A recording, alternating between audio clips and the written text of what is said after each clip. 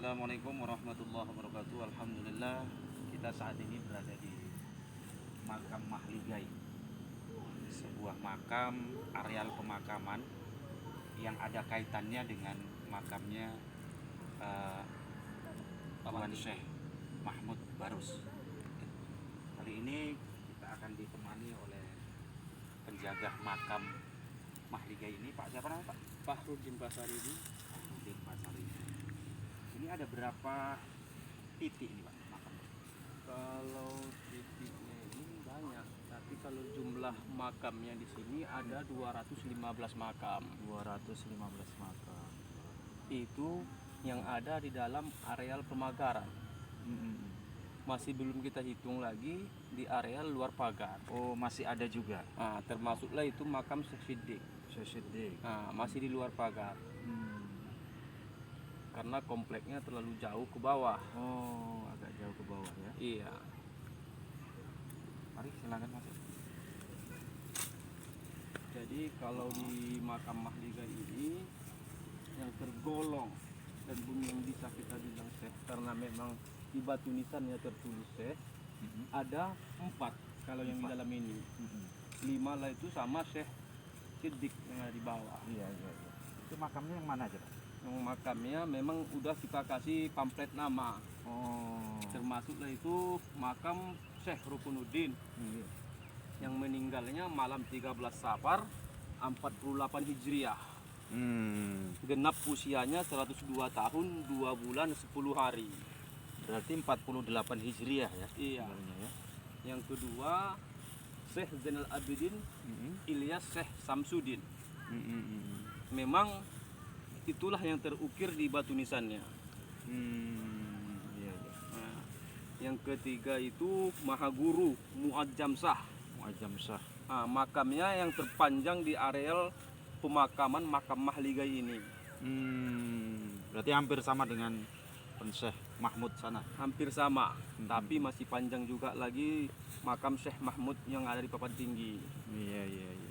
Yang keempat itu makam Al-Imam Syekh Khatib, murid dari Mahaguru Muazzam Shah. Iya. Makamnya ada di bawah areal pemakaman Muazzam Shah. Makamnya pun agak lumayan panjang, kira-kira 4 meter ada. Jadi kalau untuk bentuk batu nisannya ini kan berbeda-beda gitu Pak. Iya. Itu ada kastanya atau Ada, Pak. tingkatannya? Perbandingan batu nisan ini kalau ada 3 persi negarawan Pak. Yang bulat besar bersegi 8 atau bersegi 9. Ini ya atau Enggak, kalau ini persinya dari India, Cina. oh Cina ya? Iya. Ini batu asli kayaknya dipahat Pak ya. Iya, batu Sepertinya asli ya. dipahat. Ini bentuknya seperti apa kalau di Jawa itu? Di gendingnya itu bonang ya. Kalau di Jawa itu ada Kanjeng Sunan Bonang. Nah, Beliau dakwah dengan memakai alat-alat tradisional. Ini hampir seperti bonang. Kemungkinan dari Cina juga mungkin. iya. Gitu. Ada juga yang persinya model India. India. Nah, Masya Allah. India sama Cina kan hampir-hampir beda tipis. Iya. Cumanya kalau Cina liku-likunya banyak. Termasuklah yang kayak gini. Jadi inilah yang Tuan Syekh Rukunuddin tadi Pak ya. Masya Allah. Dari sinilah sumber sejarah digali dari makam Syekh Rukunuddin. Yang bahwasanya langsung Pak Jokowi menyampaikan bahwa Islam itu pertama kali masuknya ke Barus. Iya. Dari makam Syekh Rukunuddin lah penggalian sejarahnya. 48 Hijriah, Masya Iya. Allah. Jadi tahun 48 Hijriah itu artinya setelah Rasulullah hijrah dari kota Mekah ke Madinah, Iya. itu terhitung 1 Hijriah. 1 Hijriah. Jadi mungkin bisa dikatakan masih zaman sahabat mungkin Syekh Rukunuddin ini mungkin di sini gitu. Ya diperkirakan pun kira-kira di zaman sahabat Utsman bin Affan katanya. Utsman bin Affan, Masya Allah. Iya. Kita lihat batu nisannya memang Kalau batu nisan yang ini memang udah duplikat, Bang. Oh, ini udah duplikat ya? Iya, yang Yang aslinya aslinya? ada di Museum tingkat 1 Provinsi Sumatera Utara, Bang. Oh, iya iya iya. Yang tahun 1963 dibawa dari sini ke sana untuk keperluan seminar. Iya.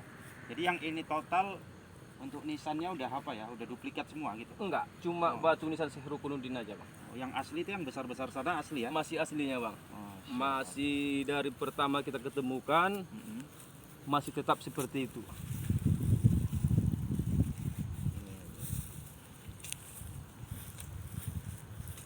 Jadi awal ditemukan ini gimana Pak? Apa ceritanya dari turun temurun atau?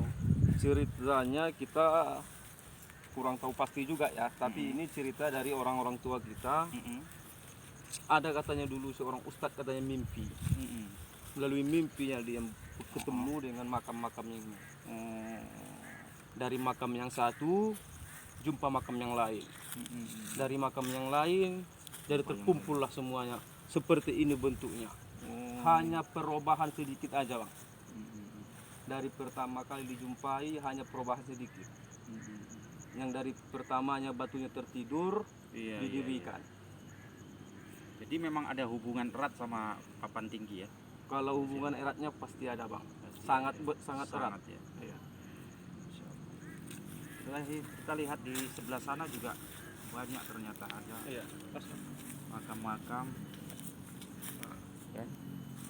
Masya Allah. Tadi makam yang saya bilang makam Muadzam Sah Mahaburu, makam yang terpanjang di area pemakaman makam Mahliga. Dan ternyata bukan di papan tinggi aja makamnya panjang, tapi sepertinya lebih panjang memang papan tinggi. Tadi sekitar mungkin 9 meter itu Pak. 9 sana meter ya. kira-kira. Nah, kalau ini mungkin sekitar 5 atau 6 meter. Iya. Ini Masya Allah, lihat ini masih aslinya ya. Iya. Ini masih aslinya. Cuma mungkin dipoles-poles sedikit ini. Kita lihat memang ya ini mungkin menjadi satu alasan kenapa titik nol Islam Nusantara itu berada di Barus. Walaupun ada beberapa ilmuwan yang pro kontra dengan pernyataan Bapak Presiden Republik Indonesia. Tapi para ulama-ulama Nahdlatul Ulama juga istilahnya bahkan ada kemarin saya berjumpa dengan Kiai ya. Beliau sampaikan bahwasanya memang betul Islam Nusantara itu atau Islam yang pertama sekali masuk di Indonesia itu berada di Barus, di Tapanuli Tengah, ya di daerah sini nih, daerah Barus kita. Tidak jauh dari papan tinggi yang sebelah sana tadi. Jaraknya mungkin hanya sekitar, kalau kita sudah turun dari tangga mungkin hanya sekitar 8-10 menitan sampai di sini. Jadi bagi panjenengan yang mungkin berliburan di Sumatera Utara, jangan lupa untuk berwisata religi, bertawasul di makam ini sebagai salah satu kebiasaan biasanya kaum Nadliyin ataupun penganut akidah Ahlu Sunnah wal Jamaah. Tadi kita langsung bercakap-cakap langsung dengan Bapak siapa Pak? Fahrudin Pasaribu. Fahrudin Pasaribu, yang memang kebetulan beliau penjaga makam ini. Itu kalau kita lihat dari sejarah, kalau dilihat dari cerita-ceritanya gitu gimana Pak? Orang yang ziarah ke sini apakah ada yang najarnya alhamdulillah kabul atau seperti apa Pak?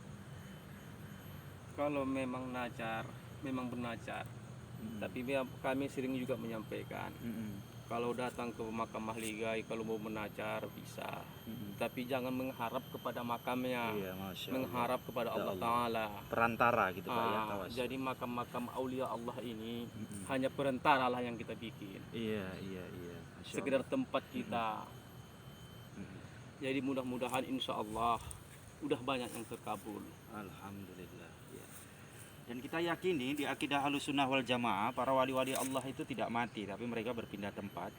Jadi ketika kita bertawasul, dalam artian bertawasul ini bukan berarti menyembah makam, bukan berarti meminta kepada yang telah mati, tapi makam-makam ini para wali-wali Allah yang disemayamkan di sini itu sedikit banyaknya mengandung barokah. Sama ketika kita ke tanah suci, ke Al-Makkatul Mukarramah, di situ ada Ka'bah. Kita bukan menyembah Ka'bah, tapi di Ka'bah itu adalah suatu tempat yang diberkahi oleh Allah Subhanahu wa taala, yang ketika kita berdoa di tempat tersebut semoga hajatnya dikabulkan oleh Allah Subhanahu wa taala. Di sini juga masih bersama saya Kang Dama, salah satu praktisi dari Padepokan Sekar Jagad. Beliau ini secara batinia gimana Kang Dama? Monggo Kang Dama. Kalau kumpulan energinya memang positif ya, cuman banyak orang yang datang kemari ini yaitu tadi ngajarnya itu tujuannya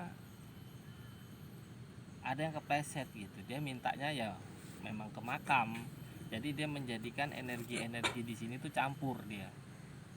Jadi nggak bersih lagi gitu. Nah, itu di situ, itulah makanya sebenarnya kata Pak siapa tadi? Pak Rudin Pasaribu itu bahwa kita harus menjaga juga bahwa ini hanya sekedar tempat yang mungkin ada berkah barokahnya kan, itu untuk beliau-beliau ini yang notabene penyebar agama Islam.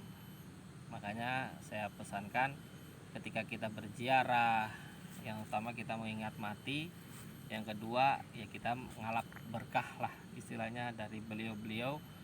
Mungkin doanya akan cepat kita terkabul doa kita ya, melalui perantara kita tawasul kepada beliau-beliau ini. Itu aja saya rasa. Iya, itu apa yang disampaikan Kang Dama, salah satu praktisi dari Padepokan Sekar Jagad. Pada intinya tinggal tauhid dan keimanan kita yang memang wajib harus kita kuatkan. Begitu juga yang disampaikan oleh Pak Fahrudin Pasaribu tadi selaku khadam di daerah sini, ya, menyampaikan bahwasannya makam-makam di sini hanya perantara. Minimal ketika kita berziarah di sini kita merasa takjub dan yakin bahwasannya Islam itu subhanallah di tahun 48 Hijriah Pak ya. Iya. 48 Hijriah diperkirakan Islam itu sudah ada di Indonesia dan sudah ada di tanah Sumatera ini. Ya. Dan itu mungkin salah satu jadi penyemangat kita bahwasannya Islam itu karena agama rahmatan lil alamin, mudah menyebar ke seluruh penjuru dunia. Hanya jangka beberapa tahun saja Rasulullah Shallallahu Alaihi Wasallam dapat menebarkan cinta dan kasihnya.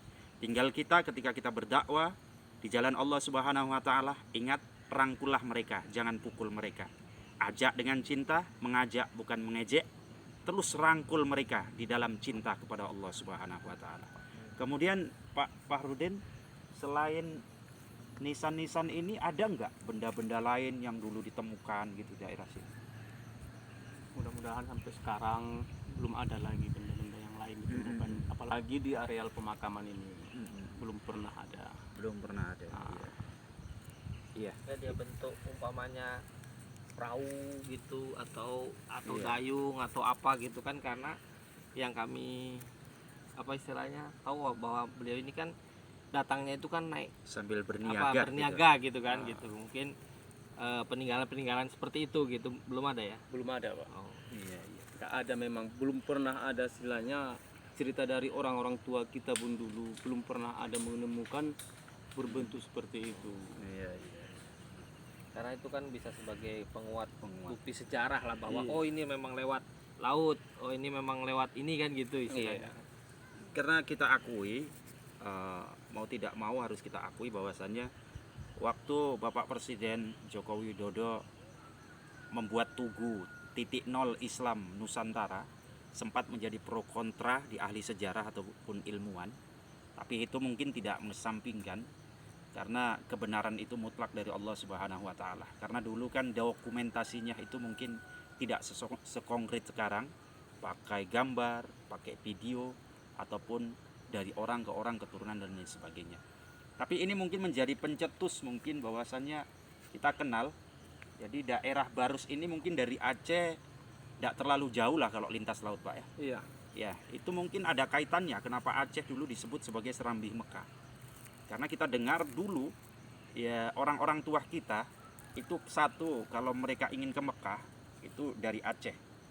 Dan mungkin saudagar-saudagar dan orang-orang ahli niaga, kapal-kapal mereka juga bersandar di daerah Aceh, dan bisa jadi daerah Barus inilah juga yang disebut sebagai bagian dari Aceh.